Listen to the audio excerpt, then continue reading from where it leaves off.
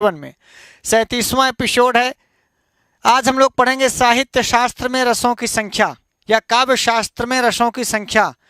देखिए, भरत ने सबसे पहले कहा कि अष्टौ नाट्ये रसा स्मृताः, अर्थात नाट्य शास्त्र में 8 रस मानने चाहिए। और फिर बाद में मम्मट ने कहा शांतोपि नवमो रसः, शांत भी 9वां रस है। आगे वात्सल्य इत्यादि रस को भी मान्यता प्रदान कर दी विश्वनाथ आचार्य ने। तो आज हम लोग ये पढ़ेंगे कि भैया कौन सा आचार्य कितने रसों को सर्वमान्य मानते हैं। और एक सवाल खासकर पीजीटी में, जीआईसी में, असिस्टेंट में, हायर इत्यादि परीक्षाओं में इस प्रकार के सवाल आते हैं। प्रतियोगी संस्कृतम का मतलब हुआ ऐसी संस्कृत जो प्रतियोगी परीक्षाओं में पूछी जाती है, ऐसे प्रश्न जो प्रतियोगी परीक्षाओं में पूछे जाते हैं। ईपी का मतलब हुआ एपिसोड, और 37 माने 37वां एपिसोड है। 36 एपिसोड इसके पहले हम लोग पढ़ चुके हैं। साहित्य शास्त्र माने काव्य शास्त्र, यानी काव्य शास्त्र में, संस्कृत शास्त्र में रसों की क्या संख्या होनी चाहिए। इसके पिछले वाले एपिसोड में हम लोग अलंकार की संख्या पढ़ रहे थे।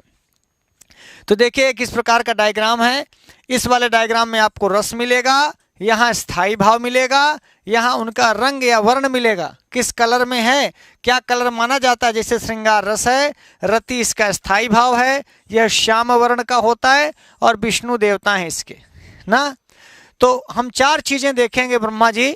रस देखेंगे, रस का स्थाई भाव देखेंगे, उनका कलर देखेंगे, वर्ण देखेंगे, निरंग देखेंगे, और उन रसों के अधिष्ठात्र देवता देखेंगे, है ना।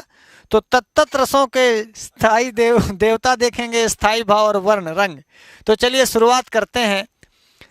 पहले तो आप यहाँ से पूरा डायग्राम ये देख लीजिए कि कुल मिला के 9 लोगों की चर्चा होगी। 9 रस है, 9वां ना, 9 रसों के पहले, तो यानी कुल मिला के हम लोग 9 रस पर बातचीत करेंगे। ये उसकी पहली स्लाइड है। अब इसको आप बड़े ध्यान से देखते चलिए, बड़ा ध्यान नहीं लगाना, रस में कौन ध्यान लगाना है। श्रृंगार रस है, रसों का राजा कहा जाता है, रसराज कहते हैं श्रृंगार को। इसका स्थाई भाव रति है। यदि रति ना हो, किसी में आप रत होते हैं, किसी में लगते हैं, जिससे आप प्यार करते हैं उसमें रत होते हैं, उसमें आप मन को रत करते हैं। रत माने निरत जैसे कहते हैं, तत्पर जिसको कहते हैं, लगना। तो श्रृंगार रस तभी पैदा होगा जब आप किसी में रत होंगे, लगेंगे, किसी को देखेंगे, निहारेंगे, फोन करेंगे, मैसेज करेंगे, आई लव यू बोलेंगे। ब्रह्मा जी आपका ज़्यादा इसमें एक्सपीरियंस बताते चलिएगा। इसीलिए हमेशा ध्यान रखिए, श्रृंगार का स्थायी भाव उत्साह, जुगुप्सा इत्यादि नहीं हो सकता, क्योंकि श्रृंगार में हम किसी न किसी में रत होते हैं, किसी में लगते हैं, किसी में निरत होते हैं, किसी को देखने लगते हैं, किसी को सुनने लगते हैं, किसी के फ़ोन का इंतजार करने लगते हैं, किसी को अपनी आंखों के सामने देखना चाहते हैं, बतियाना चाहते हैं। ब्रह्मा जी गलत कहेंगे तो बताइएगा, भूलना नहीं चाहिए। श्रृंगार में रत आप होते हैं, इसीलिए इसका स्थायी भाव रति है। और रति का मतलब ही होता है प्रेम। रति का मतलब ही होता है कि हमसे इनकी रति है। रति का मतलब प्यार है, प्रेम है, स्नेह है, ठीक है। हाँ, अब देखिए, इसके देवता विष्णु है। इसलिए विष्णु है कि विष्णु ही कृष्ण बने थे, और कृष्ण भगवान साक्षात प्रेम के अवतार हैं ना। विष्णु ही भगवान, देखिए 14 रत्न निकला जब समुंदर से, तो सबसे बढ़िया रत्न लक्ष्मी थी। तो लक्ष्मी किसने लिया? इसका मतलब विष्णु भगवान को प्यार पसंद है, रति पसंद है, इनको श्रृंगार पसंद है। मैं इसलिए इस तरह की बात कर रहा हूं कि आप ये जान पाएं कि विष्णु भगवान श्रृंगार के देवता क्यों हैं। क्योंकि पूरा श्रृंगार विष्णु से शुरू और विष्णु पे समाप्त हो रहा है। विष्णु भगवान ही राम बनकर के सीता को प्यार करते हैं, विष्णु भगवान ही कृष्ण बनकर राधा को प्यार करते हैं, विष्णु भगवान ही कृष्ण बनकर मीरा को प्यार करते हैं, विष्णु भगवान ही कृष्ण बनकर सारी गोपियों को प्यार करते हैं, हमको प्यार करते हैं, आपको भी प्यार करते हैं। इसीलिए विष्णु श्रृंगार के देवता कहे गए। सब सिस्टम से है, सिस्टम समझ लेंगे तो आप कभी गलत नहीं कर सकते। विष्णु ही देवता हो सकते हैं, किसके? श्रृंगार के ना। और आप देखिए, कृष्ण भगवान की, वो शंकर भगवान को देखिए, बड़ी बड़ी जटाएं रखे हैं, और सांप वाप पहने हैं, बिच्छू पहने हैं। कहीं से कोई देख करके भी शंकर भगवान को श्रृंगार करेगा, प्यार करेगा? शंकर भगवान श्रृंगार के देवता हो ही नहीं सकते ना। श्रृंगारिक चेहरा होना चाहिए, चेहरा मोहरा होना चाहिए, सुंदर मुंदर होना चाहिए, देख करके श्रृंगार पैदा होना चाहिए। जो किरबा बिछी लपेटे बैठा है उसको कौन प्यार करेगा? बोलो। ये ऐसा नहीं सोचे कि हम भोले भगवान की यहाँ ऑनलाइन बेइज्जती कर रहे हैं। हमारी औकात क्या है, भगवान शंकर मार देंगे त्रिशूल, तुम गड़बड़ा जाओगे। मैं सिर्फ ये बताता हूँ कि क्यों शंकर नहीं हो सकते श्रृंगार के देवता, क्योंकि भगवान शंकर की वेशभूषा श्रृंगारिक नहीं है। उनका जो वो है वो रौद्र टाइप का है, वो भयानक टाइप का। आगे रस आएगा, भगवान शंकर भी देवता होंगे, ये देखिए महाकाल के, लेकिन इधर रस देख लेना, बीभत्स रस है। तो मैं आपको ये बताऊंगा कि तत्त देवता क्यों उस रस का वही देवता है। अब इनका देख लीजिए, आराम से लेटे रहते हैं, आराम से शेषनाग पर लेटे हैं, और कभी राम बनते हैं, कभी कृष्ण बनते हैं, और सब में देखिए इनका स्वरूप श्रृंगारिक होता है, कोई भी देख करके मोह जाता है।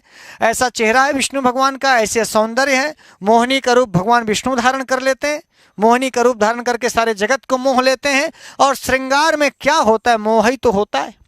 आप मोहि तो, हाँ, विष्णु और माया भगवती या सम्मोहितम जगत, सारे जगत को सम्मोहित कर लेते हैं विष्णु की माया। इसलिए सम्मोहन ही तो श्रृंगार में है, श्रृंगार में सम्मोहन ही तो है। जहाँ सम्मोहन ही ना हो तो आप किसी लड़की को कभी प्यार नहीं कर सकते, मोह ना हो। देखिए ब्रह्मा जी से कोई नहीं फंसी, क्यों? ब्रह्मा जी से नहीं फंसी। ये हम अपने यहाँ के ब्रह्मा को बोल रहे हैं, वो वाले ब्रह्मा नहीं, ऊपर कमंडल वाले। क्यों? क्योंकि ब्रह्मा जी में सम्मोहन नहीं है। सम्मोहन नहीं है मतलब कि ब्रह्मा जी लड़कियों से दूर रहते हैं, श्रृंगार है ही नहीं। अब जब आप में मोह देख करके पैदा ही नहीं होगा तो रति नहीं होगी, और रति नहीं होगी तो विष्णु भगवान उसके देवता नहीं होंगे ना। अब देखिए, श्याम वर्ण है तो विष्णु का वर्ण क्या है? श्याम है। राम का वर्ण क्या है? कृष्ण का वर्ण क्या है? तो आप बताइए, जो विष्णु देवता है उसका रंग गोरा कैसे हो जाएगा? आप बताइए। तो ये श्याम वर्ण रटने की चीज नहीं है, ये सब एक दूसरे से कनेक्टेड है। श्रृंगार रस का स्थायी भाव रति ही हो सकता है, और जिसके देवता विष्णु हो उनका कलर श्याम ही हो सकता है, क्योंकि कृष्ण भगवान का नाम ही है श्याम। कृष्ण का नाम ही क्या है? तो विष्णु भगवान ही तो कभी राम बन के कभी श्याम बन के, तो राम बने तब कौन सा कलर लेके आए? श्याम कलर लेके आए। आप देखिए, लक्ष्मण गोरे थे और राम, हाँ, तो श्रृंगार रस के देवता विष्णु है तो रंग क्या होगा? श्याम ही होगा। ये एकदम वैज्ञानिक तथ्य है, ये एकदम विज्ञान पर। लोग कहते हैं सर रटा नहीं जाता, रटा नहीं जाता। रटते क्यों हो बेवकूफ? ये रटने की चीज ही नहीं है। आप यदि विष्णु भगवान का कलर जानते हैं, राम का कलर जानते हैं, कृष्ण का कलर जानते हैं, और उसके विष्णु भगवान यदि श्रृंगार के देवता हैं, तो श्रृंगार को जो देवता है उनका जो कलर होगा वही श्रृंगार का कलर होगा। एक बात। दूसरी बात आप ये देखें, आप जिससे प्यार करते हैं भाई साहब, जिससे प्यार करते हैं तो सारा जगत में श्याम ही श्याम, अंधेरा ही अंधेरा दिखाता है, सिर्फ वही भर उजियर दिखाती है। मातारी छोड़ दिए आप, बाप को छोड़ देते हैं, भाग जाते हैं, घर द्वार छोड़ देते हैं, जीवन तक छोड़ देते हैं, जीवन में भी अंधेर दिखता है। आप नए पुल से कूद जाते हैं, रेलवे में जाके कट जाते हैं, मर जाते हैं। यदि जिंदगी में कुछ उजला उजला दिखता, श्रृंगार में, प्यार में उजला उजला दिखता, तो उसके अलावा भी कुछ दिखता। और जो आदमी जिससे प्यार करता है उसके अलावा बाकी सब जगह श्याम श्याम दिखता है, सब काला काला दिखता है, दुनिया काली। जो तू नहीं तो कुछ भी नहीं है, ये गाना गाने लगते हैं लोग प्यार करने के बाद। रजाई ओढ़ के रोने लगते हैं, मान लो फोन नहीं आया। ब्रह्मा जी बताए, इसलिए भी श्याम का कलर, श्रृंगार का कलर श्याम होगा। समझ में आया? श्रृंगार का कलर। आप देखिए, जो श्रृंगारी आदमी होगा, प्रेम से प्रसन्ना हुआ आदमी होगा, एकदम प्रेम में डूबा हुआ आदमी होगा, उसको उसके सिवाय और कुछ दिखता नहीं है। इसलिए भी क्या कलर है? श्याम कलर है। हाँ, सेपरेट कलर, कोई दिक्कत? आगे देखें, आगे देखें, वीर रस। दूसरा वीर रस, इसमें वीर रस में उत्साह होता है। देखिए, महेंद्र माने इंद्र, महेंद्र माने, और इंद्र में उत्साह ना हो। इंद्र चूंकि लड़ता है, इंद्र जो है स्वर्ग की रक्षा करते हैं, इंद्र हमारी रक्षा करते हैं, इंद्र लोगों की रक्षा करते हैं, तो बिना उत्साह ये संभव है? और महेंद्र में उत्साह है, और क्या ये पूरे जगत की रक्षा, राक्षसों से रक्षा, दैत्यों से रक्षा, सारे जगत की रक्षा बिना उत्साह के हो सकता है? इसीलिए वीर रस वाला उत्साही होगा। अब आप देखिए ऐसे वीर को जो बड़ा अलसाया अलसाया उठे और तलवार उठावे, ऐसे कह के चला लड़ाई लड़ा, लड़ाई, ऐसे में वो लड़ाई लड़ पाएगा? वीर रस में आपको लड़ाई लड़ने के लिए क्या चाहिए? उत्साही। इसीलिए देखिए, गांव में जब लोग लाठी उठी उठाते हैं, जब वीर रस में आते हैं, मारपीट होने लगती है मान लो, तो कैसे लाठी उठा के तेरी ये तेरी वो, लगता है कि छत से कूद पड़ेंगे, उछलेंगे, चलेंगे तो 4-4 कदम ज़्यादा चलेंगे, बड़ी तेजी से बढ़ते हैं, लाठी लेके मार आंचते भांजते गाली गलौज करते हैं, एक सांस में 25-30 ठो गाली दे देते हैं। और नॉर्मली एक सांस में 25-30 गाली नहीं दी जा सकती। ब्रह्मा जी आप नॉर्मल रहें, श्रृंगार रस में रहें। ये वीर रस का क्यों आप 1 मिनट में आपकी धड़कन बढ़ जाती है, आप हाई फाई हो जाती, ये सब उत्साह का कमाल है। इसलिए वीर रस में जब तक उत्साह नहीं आएगा, स्थायी भाव है, स्थायी भाव मतलब जो आपके अंदर स्थायी है, और जब भी उत्साह आएगा तो वीर रस ही पैदा होगा। आप ऐसा कभी नहीं कहेंगे कि आ तो से लड़ाई लड़ाई का आज मन है, आवा यार लड़ाई लड़ब, आलसी आदमी तुम लड़ाई लड़ोगे? लड़ाई लड़ने वाला वीर रस में आने वाला, हाँ वो पहले हारा हुआ है। इसीलिए देखिए जिसमें उत्साह की कमी होती है उसमें वीरता की कमी होती है। वीर रस तभी पैदा होगा जब आप में उत्साह होगा। अब हम आपको ये कह रहे थे कि भाई साहब महेंद्र इसके देवता हैं। क्यों महेंद्र देवता हैं? क्योंकि आप देखे होंगे जिंदगी भर हमेशा लड़ाई कौन लड़े? इंद्र, जीवन भर लड़े, और जब नहीं लड़ पाए तब विष्णु भगवान के गए, तब विष्णु भगवान के पास जाते थे रक्षार्थ। तो सबसे ज्यादा लड़ाई कौन लड़े? हारे जीते वो अलग बात है, बहुत बार हारे बहुत बार जीते भी, लेकिन महेंद्र में ही उत्साही थे, और उत्साह ये वीर रस के देवता, इसीलिए महेंद्र कहे गए, इंद्र कहे गए। और सुवर्णवत इनका रंग है। सुवर्ण माने सोना, सुवर्ण माने यदि, हाँ अब सुवर्ण माने सोना, आप ये जान लें तो आप कभी महेंद्र रहते कहाँ हैं? सोने के सिंहासन पे बैठना, सोने के मुकुट पहनना, और पूरा अप्सराओं को सोना से लाद देना, वहाँ जहाँ डांस होता है पूरी अलका पूरी उनका जो है महेंद्रपुरी जो है, जो स्वर्गपुरी है, वो सब कुछ स्वर्णमय। बोलिए हाँ, वहाँ सब कुछ स्वर्णमय, वहाँ सब एकदम चमकदार चीज़ें हैं। हाँ तो सुवर्णवत क्यों इनका कलर लिखा गया? क्योंकि महेंद्र की नगरी में सब कुछ सोना सोना जैसे। समझ में आया? हाँ तो सब कुछ वहाँ केवल सोना ही सोना है, सो और चाँप के सोना ही सोना है। इसीलिए इनका कलर क्या हुआ? वीर रस। और एक चीज देखें, सुवर्ण में चमक होती है, सोने में चमक होती है, और लड़ाई झगड़े में भी जब आप बातचीत करते हैं तो आपकी वाणी भी चमचमाती है, आपकी वाणी लपलपाती है। नहीं कहते कि आप ए तेरी ये तेरी वो तेरी बहन का तेरी माँ, आप क्या करते हैं? ये वाणी का तेज है, ये वाणी का ओज है जिसमें वीर रस दिखता है। आप ये मत समझिएगा कि हर आज कैसे गुरुजी पढ़ा रहे हैं। आज मतलब मैं आपको ये चीज़ें पढ़ा रहा हूँ कि ताकि रस हमेशा आपकी ज़िंदगी में स्थायी भाव की तरह बैठ जाए, और ये बैठेगा तभी। भाई सोने में चमक होती है, वीर में भी चमक होती है, उत्साह में भी चमक होती है, और इसीलिए चमकदार चीज़ें उसका कलर है। ये वीर रस का सुवर्णवत होना इसलिए जरूरी है कि भाई वीर रस में आदमी चमचमाता ही है, लपलपाता ही है। मार दे तेरी के, ये कर देंगे वो कर देंगे, मदार सिंह को मारे धतूर सिंह को मारो, ऐसा कर देंगे, काट डालेंगे चीर डालेंगे। ये क्या है? ये भी हाँ। तो आप बताइए ये सब चमचमा रहा है कि नहीं? और सोने में क्या होता है? सब चमचमाहट, इसीलिए सुवर्णवत होगा। ये क्या होगा?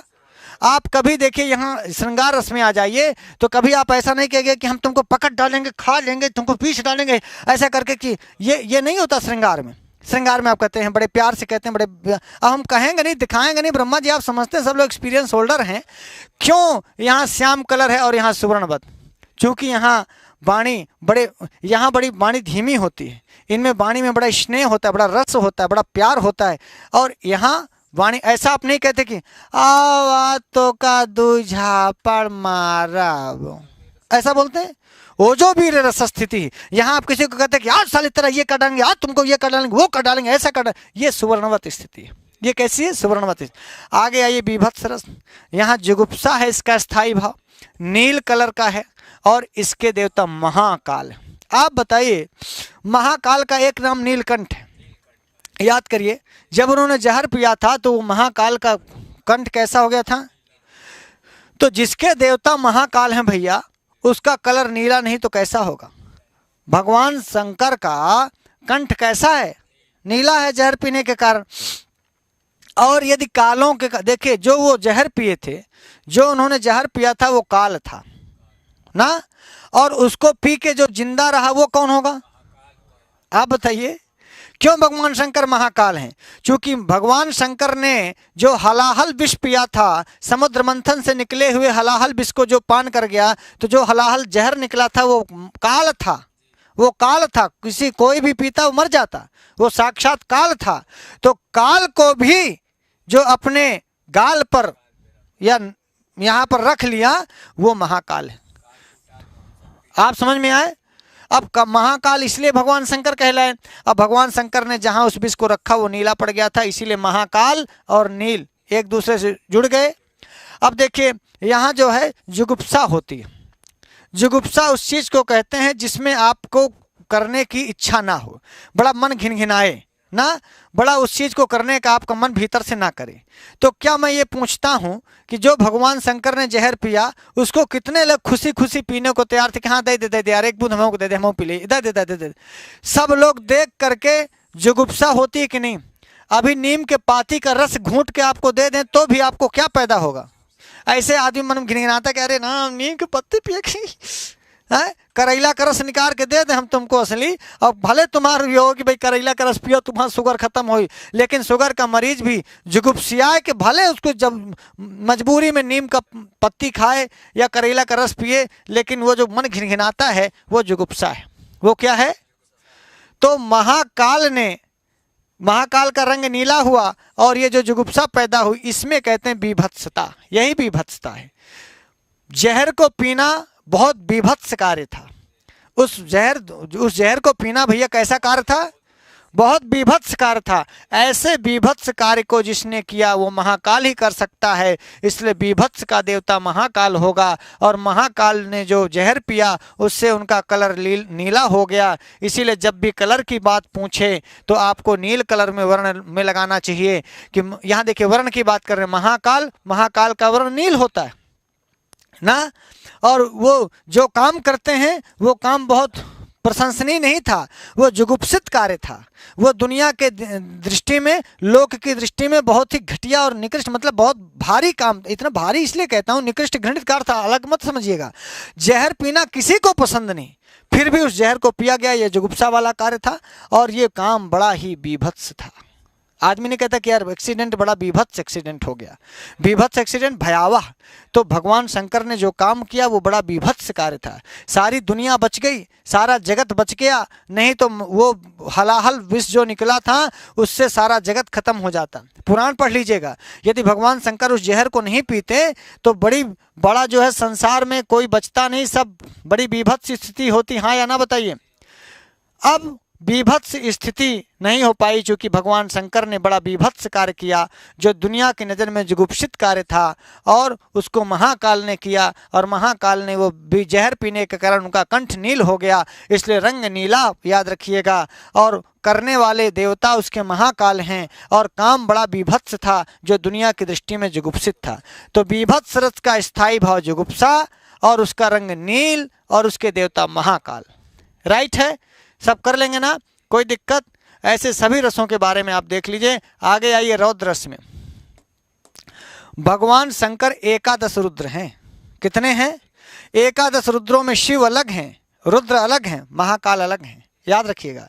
ऐसे ही राम अलग हैं, भले ही विष्णु भगवान ही राम हैं, लेकिन आप देखिए जो राम त्रेता के राम हैं, क्या वही द्वापर के कृष्ण हैं? द्वापर के कृष्ण में और त्रेता के राम में जमीन आसमान का अंतर है। त्रेता के राम सिर्फ एक पत्नीधारी हैं और द्वापर के कृष्ण भगवान की तो गिनती नहीं। बोलिए हाँ, 16,108 पटरानियाँ हैं। कितने गोपियों से प्यार किए, कितनी राधा से प्यार किए, मीरा से प्यार किए, जहाँ गए सिर्फ लोग उनको प्यार ही करते रहे। अब मैं ये बता दूं कि विष्णु अलग है एक दृष्टि से, और एक कालखंड में जब वो कृष्ण बने तो उनका स्वभाव अलग था, एक किसी कालखंड में जब राम बने तो उनका स्वभाव अलग था। ऐसे ही वो रुद्र हैं, वो शिव हैं। जब महाकाल बने जहर पी करके तब वो महाकाल थे, और जब रौद्र वेश धारण करते हैं, रुद्रावतार में आते हैं, तो वो एकादश रुद्र हैं। हमारे यहाँ 12 आदित्य हैं, एकादश रुद्र हैं। समझ में आया? और भगवान के 24 अवतार हैं विष्णु भगवान के, पर हर अवतार में वो अलग अलग हैं, उनका स्वभाव अलग अलग है। ऐसे ही अब हम रौद्र रस की बात करेंगे। रौद्र रस के देवता रुद्र हैं। ये देखिए, रौद्र और रुद्र कभी नहीं भूलेगा, रौद्र और रुद्र। इसके निर्वचन पढ़िए, रोदयति तो रुद्र, जो रुलाए वो रुद्र है। और रौद्र रस में क्या है? हाँ, रौद्र में रुद्रता का रौद्रता का रौद्र रूप धारण करना, मार ये कर देना, वो कर देना, मार देना, पीट देना, काट देना, छींचा देना, एकदम विकराल रूप जिसको कहते हैं वो रौद्र है। तो रौद्र रस के देवता भगवान रुद्र हैं। देखिए रुद्रावतार, रुद्रावतार, रुद्र के अवतार, रुद्र के अवतार तो भगवान हनुमान जी भी हैं। आप देखिएगा। अच्छा, फिर आप में रौद्र रस आएगा।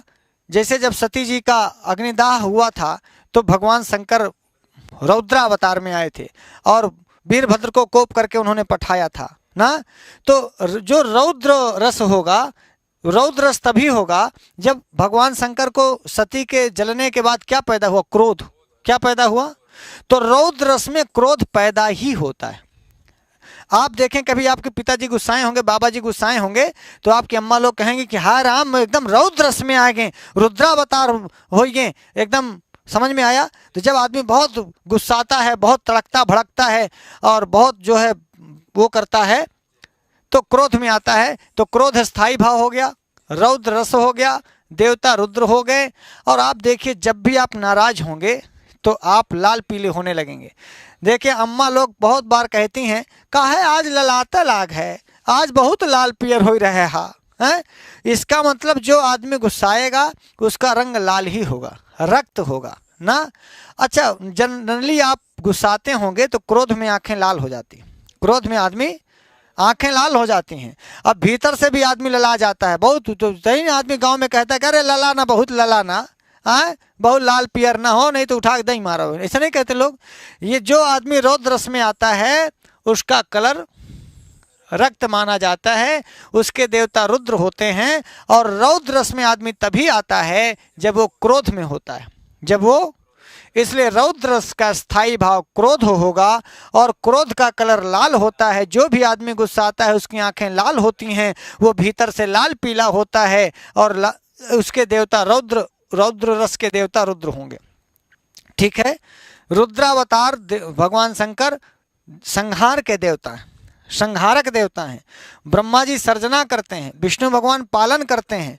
और जिस आदमी को संहार करना है उसको, हाँ, उसको क्रोध की जरूरत पड़ेगी, उसको रुद्र की जरूरत पड़ेगी, उसको लाल पीला होना पड़ेगा। तो भगवान शंकर का काम ही है, लाल पीला नहीं होंगे तो कैसे संहार करेंगे? संहार करने वाले रुद्र भगवान को लाल पीला होना ही पड़ेगा, उनको रौद्र रस में आना ही पड़ेगा, उनको क्रोध करना ही पड़ेगा। इसलिए चौथा रस है रौद्र रस, जिसका स्थायी भाव क्रोध है, वर्ण उसका लाल है और देवता उसके रुद्र हैं। कर लेंगे यहाँ तक। अब आइए आपको हंसाते हैं। बड़ा रोए, रोने के बाद हंसाना भी चाहिए। देखिए आप रौद्र रस के बाद तुरंत हास्य रस आया। आप किसी को रुलाते हैं, आप वीर रस में आते हैं, रौद्र रस में आते हैं, तो ये साहित्य कहता है कि भैया उसको हंसाओ, उसको हंसाना भी है। तो हास रस है, हास्य ये रस का नाम है और हास यह स्थायी भाव है। ध्यान से फिर से सुनिएगा। यहाँ देखिए रस क्या है? हास्य। हाँ, हास्य क्या है? रस है। हंसी का भाव ही हास्य है, हंसने का भाव ही हास्य है ना। कई तरह से आप मुस्कुराएं या आप खूब ठहाका लगाएं या थोड़ा हल्का सा होंठ करें, हैं, तो हंसी के 6 प्रकार बताए गए। तो देखिए ये हास्य है, हंसने का भाव, और हासा जिसमें जो जब तक भीतर से हंसी नहीं आएगी तब तक हास्य रस पैदा नहीं होगा। हास्य रस जैसे मान लो जब आपको हंसास लगती है, कोई ऐसी एक्टिविटीज करता है, कोई भी आदमी ऐसी एक्टिविटीज करता है तो आपको हास्य नहीं हास पैदा होता है। जिसको लोग नहीं कहते हैं कि खबास लगी है, भूख लगी है तो आदमी ने कहीं खबास लगी है, खबास नहवास लगी है, हमको वहाँ जवास लगी है, हमको सुवास लगी है। सुवास समझ गए? सोने का मन कर रहा है। तब जब पहले सोने का मन करता है तब आदमी सोता है, पहले खाने का मन करता है तब आदमी खाता है। तो खबास लगना पहले है और खाना बाद में है। तुमको खबास ना लगे, खबास गांव की भाषा समझ रहे हो कि नहीं? खबास मतलब स्थायी भाव है। खाने का भाव पहले आता है तब आदमी खाता है, पढ़ने का भाव पहले आता है तब आदमी पढ़ता है, पढ़ाने का भाव पहले आता है। ये स्थायी भाव है। यदि कोई आदमी के मन में, कोई मास्टर के मन में पढ़ाना ना हो, आप कहें मास्टर साहब पढ़ाओ पढ़ाओ, कभी नहीं पढ़ा पाएगा। पहले स्थायी भाव पैदा करो, जब स्थायी भाव नहीं होगा ना तो कोई रस पैदा कर नहीं सकता। रति पैदा ना हो तो श्रृंगार नहीं हो सकता, और आपके अंदर यदि उत्साह पैदा नहीं हुआ तो वीर रस पैदा नहीं हो सकता। यदि आप क्रोधित नहीं हुए तो रौद्र रस पैदा नहीं हो सकता। और यदि आप में हंसने का भाव, हंसी भीतर से ना आए, जैसे मान लीजिए इनको फोन नहीं कि आज लड़ाई झगड़ा हो गया मान लो ब्रह्मा जी का ब्रह्मा जी वाली से, अब आप कह रहे हो कि आज ब्रह्मा जी हंस नहीं रहे हो, कैसे हंसेंगे? हास नहीं है, हंसास लगना, भीतर से मन प्रसन्न होना चाहिए, दिल प्रसन्न होना चाहिए, खुशी होनी चाहिए, भीतर से हंसने का भाव होना चाहिए, तब हास्य रस पैदा होगा। अब देखिए भगवान शंकर के गण है प्रमथ इत्यादि, प्रमथ इत्यादि भगवान शंकर के गण हैं, याद है ये भगवान शंकर के गण है। तो कभी भगवान शंकर की बारात इत्यादि का वर्णन आपने रामचरितमानस में पढ़ा होगा, तो आपने देखा होगा कि भूत प्रेत पिशाच, कोनो नाच रहा है, कोनो ऐसे हाथ किया है, कोनो कुछ कर रहा है, और सब भगवान शंकर के आगे नाच रहे हैं। कोनो के एक ही आँखी है, कोनो के नेकुरे नहीं है, कोनो के दांत 2 ठो आगे निकले हैं, कोनो के एक ठो गोड़। ऐसा आपने बारात पढ़ी भगवान शंकर की, रामचरितमानस में नहीं पढ़ी तो पढ़ लेना। अब वो सारे गण जो प्रमथ इत्यादि गण है वो भगवान शंकर को हंसाना चाह रहे हैं। क्यों? क्योंकि जो हंसता है उसकी फोटो वोटो बढ़िया आती है। अब भगवान शंकर ससुराल जा रहे हैं, ब्याह में जा रहे हैं, तो अब बड़े गंभीर हैं भगवान शंकर, जल्दी हंसते नहीं, वो समाधि में लीन रहने वाले। तो सारे प्रमथ गण इत्यादि, क्यों प्रमथ इसके देवता हुए? क्यों प्रमथ देवता हुए? क्योंकि प्रमथ सारी जिंदगी ये जो गण थे, ये इनका एक ही काम था कि हम अपने प्रभु को प्रसन्न रखें, हम अपने भगवान शंकर को हंसाएं। क्योंकि भगवान शंकर ज़्यादातर आंखें मूंदे समाधि में लीन रहते थे और देश दुनिया से दूर रहते थे, तो जब भी वो जगते थे तो प्रमथ इत्यादि उनको हंसाने का पूरा प्रयास करते थे। अब आप देखिए कोई आदमी जो हंसाता है वो उसी प्रकार की एक्टिविटीज करता है जैसे प्रमथ इत्यादि करते थे। आप रामचरितमानस का पहले प्रमथ इत्यादि को नाचना गाना सब सुन लेना, तो फिर आप जितने आजकल के कॉमेडियन हैं सबको देख लेना। तो कोई कॉमेडियन नहीं, कैसे कैसे कोई बोलते हैं, चुटकुला बोलते हैं, ऐसे ऐसे करते हैं, कभी ऐसे करेंगे कभी ऐसे। आप गुलाटी को देख लीजिए, ये जितने भी यहाँ पर जो भी हास्य करते हैं ना, ऐसे ऐसे डांस करेंगे। ऐसा नहीं डांस अच्छा करेंगे तो कोई नहीं हंसेगा, पर ऐसा डांस करें हंसाने के लिए जो आदमी डांस करता है, हाँ कपिल शर्मा जैसे करते हैं, जानी लीवर इत्यादि जैसे करते हैं, राजपाल जैसे करते हैं। तो अब ये क्या है? वो लोग क्यों ऐसे ऐसे गोड़ गोड़ ऐसे करते हैं, क्यों ऐसे ऐसे हाथ करते हैं, क्यों ऐसे ऐसे आंखें करते हैं, क्यों हंसाने के लिए आपको ऐसे ऐसे मुंह बनाते हैं?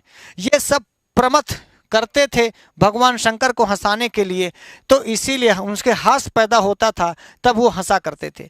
जब भी कोई चाहे राजू श्रीवास्तव आता है मंच पर, आप देखिए वो बोलता जो है उससे तो हंसी आती ही है, लेकिन बोलने से ज़्यादा उसकी एक्टिविटीज़ से हंसी आती है, उसके क्रियाकलापों से हंसी आती है, उसके मुंह बनाने से, उसके टोन से, उसके साज सज्जा से, उसकी वेशभूषा से। तो आप देखिए प्रमथ इत्यादि क्या वेशभूषा बनाते हैं। कोनो सांप लेके नचा रहा है, कोनो जो है बिच्छू को लेके नचा रहा है, कोनो के एक नयन है, कोनो के 4-4 ठो हाथ हैं, कोनो के गोड़े नहीं है, ऐसा नहीं देखे, कोनो के पेट बहुत बड़ा है, कोनो के पेटे नहीं है, ऐसा ऐसे तो रामचरितमानस में लिखा है। तो ये सारी चीज़ें, इसीलिए इनके देवता कौन होंगे? प्रमथ। प्रमथ इसलिए होंगे कि यह कार्य देवताओं में प्रमथ ही हमेशा करते रहे। अच्छा, जो भी आदमी हंसेगा, आप देखिए कभी कभी जब आप फोटो खिंचाना चाहते हैं तो क्यों जबरदस्ती हंसते हैं? ऐसे लेना है तो काहे हंसते भैया, काहे मुंह निकाल रहे? क्यों? क्योंकि हंसने के बाद आप में शुक्लता आती है, श्वेतता आती है, आप ज़्यादा सुंदर लगते हो। काला आदमी भी यदि मुस्कुरा के फोटो खींच ले तो ज़्यादा सुंदर लगता है। इसीलिए देखिए कोई भी आदमी फोटो खिंचाते समय ऐसे गुस्साता नहीं है, आंखें ऐसे नहीं करता, इस तरह नहीं। क्यों? हंसता है। हंसना इसलिए ज़रूरी है क्योंकि वो जानता है कि इससे हमारा काला आदमी भी शुक्ल हो जाएगा। शुक्ल का मतलब लोग देखने लगेंगे, सुंदर लगेंगे, फोटो अच्छी आएगी। तो ये वर्णता कौन सी है हास्य में? हास्य में कोई भी आदमी श्याम से शुक्ल हो जाता है। कैसा हो जाता है? हाँ, मतलब शुक्लता इसका रंग है। शुक्ल का मतलब होता है श्वेतता, शुक्ल का मतलब श्वेतता, सफेदी, सुंदरता। और जब आप हंसते हैं तो आपके दांतों से दिखता क्या है? सफेदी। हाँ, यदि आपके दांत मार एकदम कलुआ कुलुठ रहे तो आप हंसेंगे नहीं। अब मान लो दांतें न रहे तब भी आप हंसना नहीं चाहेंगे। तो हंसी से शुक्लता निकलती ही है, और यह शुक्लता आपके अंदर की भी है, आपके भीतर की जो पवित्रता होती है। जब आप भीतर से पवित्र होते हैं, बड़े ध्यान से सुनना, यदि आप में गम है, यदि आप में परेशानी है, दुख है, कष्ट है, करुणा है, तो कभी ये नहीं आएगा, हंसी नहीं आ सकती गुरुजी। बोलो, ये आपके भीतर की पवित्रता को, श्वेतता को, शुक्लता को हास्यरस बताता है कि यदि आप हंसेगा वही। अच्छा, जिस समय आप हंस रहे हैं उस समय आप चाहे जितनी करुणा में हो, करुणा नहीं रहेगी। एक रस जब आ गया, हास्य आ गया, तो फिर थोड़ी देर के लिए ही सही, चाहे 5 मिनट 2 मिनट आप हंसो, जितनी देर तक, उतनी देर तक के लिए करुणा गायब हो जाएगी, रौद्रता गायब हो जाएगी, क्रोध गायब हो जाएगा। हाँ या ना बोलिए। तो यह शुक्ल का मतलब हुआ आपके दिल की शुक्लता, आपके भीतर की शुक्लता को व्यक्त करता है हास्य रस। जो आदमी भीतर से पवित्र नहीं होगा, सफेद नहीं, शुक्ल का मतलब होता है सफेद, सफेदी का मतलब हुआ साफ, सफेदी का मतलब हुआ स्वच्छता, सफेदी का मतलब हुआ सफाई। तो यदि आपके अंदर सफाई, स्वच्छता इत्यादि नहीं है तो यह शुक्ल कलर कभी भी हास्य रस का नहीं हो सकता। मेरे ख्याल से इतना डिटेल करने के पीछे का कारण समझिएगा कि ताकि रटना ना पड़े आपको कभी। हास्य रस का, हास्य का कलर शुक्ल ही क्यों है? प्रमथ ही इसके, चूंकि प्रमथ भगवान शंकर के गण हैं और जिंदगी भर भगवान शंकर को हंसाते रहे हैं, इसीलिए हास्य रस के देवता प्रमथ ही होंगे। और जब प्रमथ कुछ करेंगे तो आपके अंदर हंसने का भाव पैदा होगा, हास्य वो स्थायी भाव होगा, और तब आएगा हास्य रस, तब आएगा। कोई दिक्कत? कर लेंगे, यहां तक समझ गए? आइए अद्भुत रस। अद्भुत रस, अद्भुत रस में विस्मय स्थायी भाव है, पीत कलर है, और ब्रह्मा इसके देवता है। ब्रह्मा कौन है? ब्रह्मा के कैठ मूण है बताओ? 4 मूण है। तो आपको नहीं लगता कि किसी के 4 मूण आपको अद्भुत रस में ले जाएगा? हम लोग हमेशा 1 मूड वाले आदमी को देखें और अचानक से कोई 2 मूड, 3 मूड, 4 मूड वाला आदमी देख लें तो आपको क्या होगा? क्या आपको ये सब बड़ा अद्भुत नहीं लगेगा कि हाँ राम बड़ा अद्भुत है? ब्रह्मा क्यों इसके देवता हैं? क्योंकि ब्रह्मा का सब कुछ बड़ा अद्भुत है। सारी सृष्टि पैदा की, जिस सृष्टि में मच्छर भी है, जिस सृष्टि में शेर भी है, आदमी भी है, पिलई भी है, कुकुर भी है, गाय है, भैंस है, आपको नहीं लगता कि यह ब्रह्मा के द्वारा की गई सृष्टि अद्भुत है? हाँ या ना बोलिए। एक तो हम लोग माटी की गाड़ी तो बना नहीं पाते, और उसने पूरे, और देखिए सब चाइनीज आदमी को अलग कलर में बनाया, उनका नाक को चपटा दिया। ब्रह्मा जी की सृष्टि देखिए, अद्भुतता कितनी है। आप देखिए इंग्लैंड वाले, आप बताइए हमारे यहाँ एक ही ब्रह्मा है ना? इंग्लैंड का ब्रह्मा अलग है क्या? पाकिस्तान का ब्रह्मा अलग है क्या? नहीं, हम लोगों की, भारतीयों की दृष्टि में सर्जक ब्रह्मा एक है। अब इसकी सृष्टि की अद्भुतता देखना तो आपको ध्यान रखेगा कि ब्रह्मा क्यों देवता है अद्भुत रस के। क्योंकि ब्रह्मा सारी जिंदगी सब जो किए सब अद्भुत अद्भुत किए। इतना किसी को 4 फुट का बना दिया, किसी को 6 फुट का बना दिया, ससुरा किसी को जो है मासिक खून नहीं दिया और किसी को मोटा मलीद बना दिया। ये सब अद्भुत नहीं है? सृष्टि में ही देख लो, किसी के आंखी तो दिया लेकिन रोशनी नहीं दिया, किसी को कान तो दिया लेकिन सुनने का सामर्थ्य नहीं दिया, किसी को जीभ तो लंबी सी दी लेकिन बोल ही नहीं पा रहा है, किसी को विद्या तो दिया लेकिन वो बेचारा बहुत विद्वान होकर के भी पढ़ाई नहीं पा रहा है। आप देखो ये सृष्टि में कितनी अद्भुतता है। चाइना में चले जाओ, चाइनीज एकदम अलग आपको दिखेंगे। इंग्लैंड चले जाओ, सारे गोरा घप्पार दिखेंगे। जिम्बाब्वे चले जाओ, वेस्ट इंडीज चले जाओ, एकदम कलुआ कुलुठ दिखेंगे। आपको नहीं लगता कि ब्रह्मा की सृष्टि में सब कुछ अद्भुत अद्भुत है? हाँ या ना बोलो? सब कुछ अद्भुत ही अद्भुत है। इसलिए अद्भुत रस का देवता केवल ब्रह्मा हो सकता है, क्योंकि ब्रह्मा अपनी सृष्टि में, ब्रह्मदेव ऐसे हैं कि ब्रह्मा ने अपनी सृष्टि में सब अद्भुत अद्भुत ही किया और स्वयं अद्भुत है। 4 सिर वाले वो स्वयं अद्भुत हैं और सृष्टि करने की अद्भुत सृष्टि उन्होंने की, अद्भुत सृष्टि की। आप देखिए अभी जंगलियों को अलग से बनाया, आप देखिए कुछ लोगों को मांसाहारी बनाया, कुछ लोगों को शाकाहारी बनाया, कुछ लोगों को ऐसा बनाया, कुछ ऐसे जीव जंतु हैं कि अपने लड़का बच्चा को खा लेते हैं, और कुछ ऐसे हैं जो अपने बच्चों का पूरा, बांदर बंदरिया को देख लो, बांदर मर जाएगा लेकिन अपने बच्चे को पेट से चिपकाए रहेगा। आप देख लीजिए वहाँ भी प्यार देखिए। सांप सांपिन को देख लीजिए, नाग नागिन को देख लीजिए, मेढक को देख लीजिए, मच्छर को देख लीजिए, मक्खी को देख लीजिए, सब में वही आत्मा है, सब में वही जीव है, सब में वही चैतन्यता है। पेड़ बनाया, वृक्ष बनाया, हवा बनाया, वायु, सब चीज सृष्टि। कितनी ब्रह्मा की सृष्टि में कितनी अद्भुतता है, बोलो हाँ। तो क्या ब्रह्मा की सृष्टि को देख करके आपको क्या लगता है? विस्मय लगता है ना? ब्रह्मा की सृष्टि को देखकर जब आप मच्छर को देखते हैं, मक्खी को देखते हैं, सांप को देखते हैं और हाथी को देखते हैं, चींटी को देखते हैं, अरे क्या सृष्टि बनाई। कहते हैं कि चींटी काट ले सूंड में तो हाथी मर जाता है। ब्रह्मा की सृष्टि देखो, आपको नहीं लगता विस्मय? अब कोई चींटी को देखो और हाथी को देखो, हाथी का विशाल शरीर देख लो, ताकत देख लो, चींटी का देख लो, चींटी हाथी को मार सकती है। बताइए ये ब्रह्मा का विस्मय नहीं है? यह ब्रह्मा के सृष्टि का विस्मय नहीं है? हाँ या ना बताइए। इतना बढ़िया आदमी बनाया, उम्र केवल 60-70 साल थी। और क्या विस्मय दिया, ये नहीं बताया, सब भाग्य में लिख दिया, बताया नहीं कि क्या लिखे। ब्रह्मा आपका भाग्य विधाता है, सृष्टिकर्ता है, बताया नहीं कि कब मरोगे। यदि ब्रह्मा जी सब बता देंगे भैया इस तारीख को पैदा हुए हो, इस तारीख को ब्याह होगा, इस सन में तुम्हें नौकरी मिलेगी, इस सन में तुम मर जाओगे, कोई डेट फरी तारीख बताया? बोलो। तो इस यही ब्रह्मा का विस्मय, यही ब्रह्मा का क्या है, यही विस्मय है। उन्होंने वृक्ष पैदा किए और वृक्षों को कोई खाना खिलाता है? नहीं खाना खिलाता। वो सारा खाना अपना पृथ्वी से ले लेते हैं, पृथ्वी में सारा खनिज पदार्थ भर दिया, यही ब्रह्मा का विस्मय। बोलिए हाँ। आप खोदते हैं, पृथ्वी खोजते हैं, पानी मिल जाता है। पृथ्वी खोजते हैं, खोदते हैं, इसी में सोना मिल जाता है। पृथ्वी खोदते हैं, इसी में कोयला मिल जाता है। पृथ्वी खोदते हैं, इसी में आपको पोटेशियम, हाइड्रोजन, सब चीज़ मिल जाता है। ये ब्रह्मा की सृष्टि का विस्मय नहीं है? बोलिए। इसीलिए अद्भुत काम करने वाला अद्भुत रस ब्रह्मा का, और जो भी सृष्टि में उन्होंने मचाई उससे लोगों को होता है विस्मय, उससे लोग हो जाते हैं विस्मित, आश्चर्यचकित। आश्चर्य ही तो है विस्मय। बोलो हाँ या ना। और ब्रह्मा का कलर बताया क्या? पीत। क्या बताया? इसलिए कि आप ये देखेंगे कि सफ़ेद कलर जो है हंसी की सूचना देता है, शुभ्रता की सूचना देता है। रक्त कलर क्रोध की सूचना देता है, ध्यान रखिएगा, रक्त कलर क्रोध की सूचना देता है।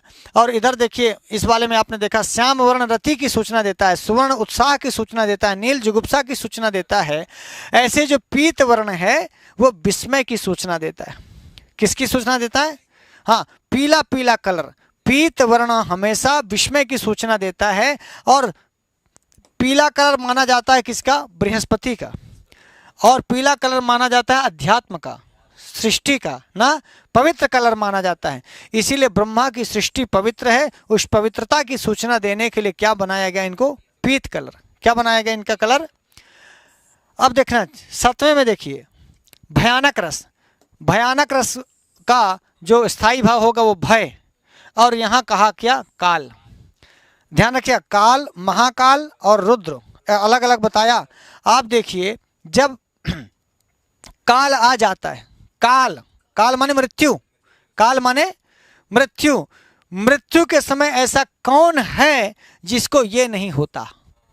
बोलिए। काल से भला किसको डर नहीं लगता? भय माने डर, भय माने डर। अब आप देखिए, जब रात हो जाती है, अंधेरा हो जाता है, तो अंधेरे में वो अंधेरा किसका कलर है? काल का। रात को 12 बजे, 1 बजे, 2 बजे हम लोग डर जाते हैं कि कहीं कोई काट ना ले, सांप ना काट ले, कोई लूट ना ले, कोई मार ना दे, कोई काट ना दे, कहीं मैं मर ना जाऊं। बोलिए हाँ। तो ये सब किसका भय है? काल का भय है। तो काल का भय हम, अच्छा देखिए, दिन में दोपहरी में आपको उतना काल का भय नहीं लगता जितना रात को 12 बजे लगता है। तो रात के 12 बजे क्या होता है? सब कृष्ण, कृष्ण माने कृष्ण, भगवान कृष्ण नहीं, कृष्ण माने काला, कृष्ण माने, हाँ। तो काल का कलर काला है। और ये काल जब भी आता है तो सबको भय पैदा करता है, और भय बहुत भयानक होता है, भय हमेशा। इसलिए भयानक रस का स्थायी भाव क्या होगा? भय। और भय किससे लगता है? काल से। भय किससे लगता है? काल से। और काल का सबसे ज्यादा भय सताता है अंधेरे में, और अंधेरे का कलर होता है काला। इसीलिए काल का कलर भी माना गया कृष्ण, यानी काला कलर। और स्थायी भाव माना गया भय, क्योंकि काल से सबको लगता है भय, और भय से पैदा होता है भयानकता, भयावहता ना। तो भयानक रस, भय, स्थायी भाव, काला कलर और देवता काल। अब आइए उत्तर रामचरितम का रस है करुण रस। भगवान राम और सीता को आपने देखा करुणा में है, दोनों शोक में है। सीता भी शोक में है, राम भी शोक में है। तो शोक यह स्थायी भाव है किसका? करुण रस का। जिसके अंदर शोक नहीं होगा, भाई साहब नीलोत्पल नाथ जी, शोक नहीं होगा तो कभी करुणा पैदा नहीं होगी। वाल्मीकि को शोक हुआ जब वो क्रौंची को देखे मरते हुए, तो उनको क्या पैदा हुआ? और शोक पैदा हुआ तो उनको क्या आई? करुणा आई। और समझ में आया? करुणा आती है, दया आती है। अब करुण रस पैदा होता है, आदमी रोता है, बिलखता है। जब कोई आदमी उससे बिछो हो जाता है, बहुत उसको दर्द होता है, दुख होता है। बोलिए हाँ या ना। शोक पैदा होता है। और शोक पैदा करते हैं यम। शोक पैदा कौन करता है? जनरली यमराज की वजह से शोक पैदा होता है। बोलिए हाँ या ना। हाँ भाई, शोक की चरम सीमा तो है यम। तो यमराज, यमराज इसके देवता हो गए। क्यों? यम इसलिए देवता है कि ज्यादातर यम ही शोक पैदा करते हैं। हर घर में किसी को लेकर चले गए, शोक पैदा हो गया। बोलिए हाँ। तो यम देवता माने गए करुण रस के, क्योंकि जनरली करुण रस को पैदा करने वाले, शोक देने वाले यमराज ही हैं ना। देखिए काल देवता जो है भय पैदा कर सकते हैं, भय पैदा करेंगे भयानक रस में, लेकिन वास्तव में असली शोक, असली करुणा तो यमराज देवता हैं, यम देवता हैं, इसीलिए वो शोक पैदा करते हैं। तो करुण रस आता है। क्या आता है? क्रौंची मर गई, क्रौंची मृत्यु हो गई, तो क्रौंची को मारने वाले कौन होंगे? यम है, और यमराज इसीलिए इसके देवता हो गए। और यह कलर कपोत कहा जाता है, ना तो सफेद और ना ही काला। काला कलर कह दिया इसके पहले वाले का, भयानक रस का, और कपोत कलर वो होता है थोड़ा सफेद थोड़ा काला। याद आया? कपोत माने कबूतर, तो कबूतर का कलर देखिए, कुछ सफेदी और कुछ कालापन। अब ये यमराज जब आदमी की मृत्यु होती है तो उसको उसी तरह दिखता है, माने कुछ दिखता है, कुछ नहीं दिखता है, कभी कुछ दिखता है, कभी कुछ नहीं दिखता है, कभी कुछ काला काला दिखता है, कभी सफ़ेद दिखता है, कभी कुछ दिखता है, आँखों से दिखना बंद हो जाता है। तो ये कलर यमराज का माना गया कि कहीं कुछ जो वो शुभ काम किया रहता है उससे उसकी श्वेतता दिखती है। मानो पुण्य काम किया है तो कहीं कहीं उसको श्वेतता या सफ़ेदी या अच्छा फील होता है, और जो गलत काम किया होता है तो अपने गलती का भी मृत्यु के समय एहसास होता है, उससे उसको डार्कनेस या कालापन दिखता है ना।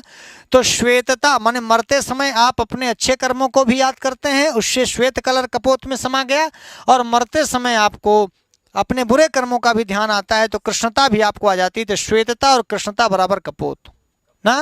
तो यमराज का कलर क्या हुआ कि यमराज ये सब बताते हैं। अब मान लो आप नरक गए तो यमराज ये भी बताएंगे कि तुमने ये अच्छा किया, ये आपका श्वेत कलर है, और तुमने ये गड़बड़ किया, ये तुम्हारा कृष्ण कलर है। इसीलिए कपोत कलर माना गया किसका? यम का। आइए शांत रस आखिरी रस, निर्वेद या सम।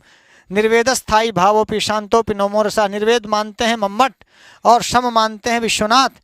शांत रस को नौमा शांत रस मानते हैं कुंद पुष्पवत, कुंद के फूल की तरह। कुंद का फूल भी बहुत सफ़ेद होता है, तो इसलिए कुंद फूल की तरह इनका बनाया गया, और श्री नारायण इनके देवता हो गए।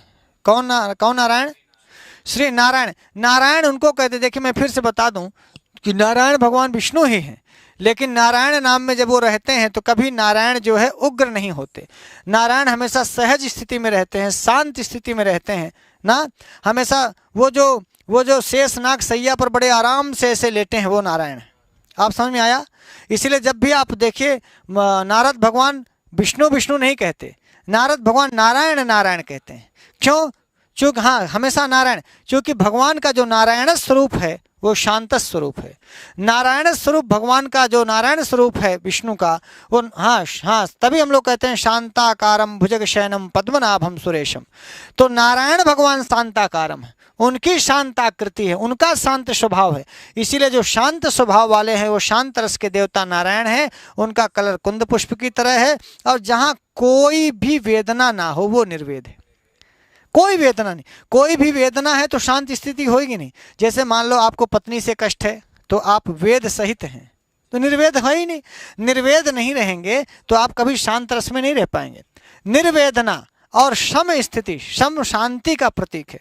शम क्या? सब चीज में शम रहना। जो हुआ वो भी अच्छा हुआ, जो है हमारे पास वो भी बहुत है, जो नहीं है वो भी, यही तो शांति की स्थिति है। नहीं तो आप कहें हाराम घर नहीं है, हाराम गाड़ी नहीं है, हाराम ठो लड़का नहीं है, हाराम ब्याह नहीं हुआ, हाराम मेरे पास ये नहीं, वो वेदना की स्थिति है, वो दुख की स्थिति है, वो कष्ट की स्थिति है। ऐसे में कभी शांत रस में आप नहीं रह पाएंगे। शांत रस में रहने के लिए निर्वेद स्थिति में जाना होगा। निर्वेद एक भाव है, स्थायी भाव है।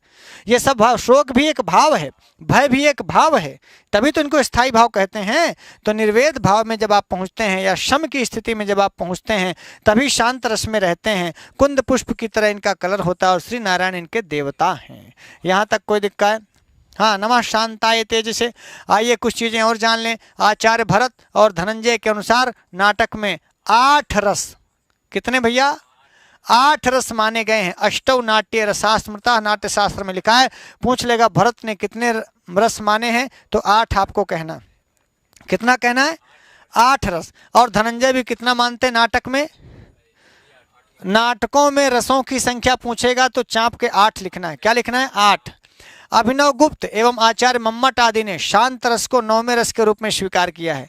ये देखो लिखा है शांतोपि नवमो रसः, शांतोपि नवमो रसः। पूछ लेगा अभिनव गुप्त और आचार्य मम्मट कितने रस मानते हैं, तो 9 रस मानते हैं। 9वां रस कौन सा है? शांत रस को वो 9वां रस मानते हैं। अभिनव गुप्त और आचार्य मम्मट ने शांत रस को भी 9वें रस के रूप में माना है। तो आपको ये देखना है कि भरत और धनंजय नाटक में 8 रस, और ये शांत रस महाकाव्य इत्यादि में भी शांत रस हो सकता है। देखिए महाभारत में शांत रस है, नागानंद में शांत रस है। तो हाँ, तो शांत रस को भी इन्होंने एक अंगिरस के प्रधान रस के रूप में मान्यता दी अभिनव गुप्त और मम्मट ने। तभी लिखा शांत भी 9वां रस है, शांतो अपि नवमो रस, शांत को भी 9वां रस कहना चाहिए।